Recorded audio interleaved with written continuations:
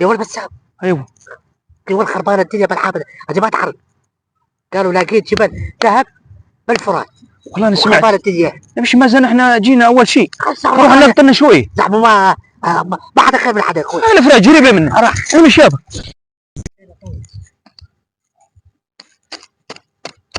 الله يا رب ان شاء الله. حسيت بشيء ان شاء الله طلع لي سبيك الذهب مو حجره.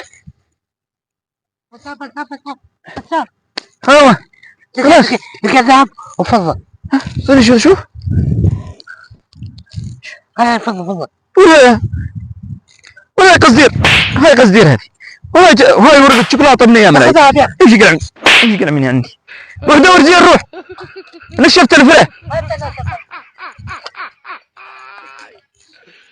ولا قالوا امشي والله نشفنا الفرع. امشي ما ابي. والله يا بسام اتعبنا. تعبني والله. بس ولكن اشاعه. بس تستحق المحاوله. يلا. والحكمه من هالموضوع إيه؟ انه لا تصدق الاشاعه. بس اضحك وعيش اللحظه.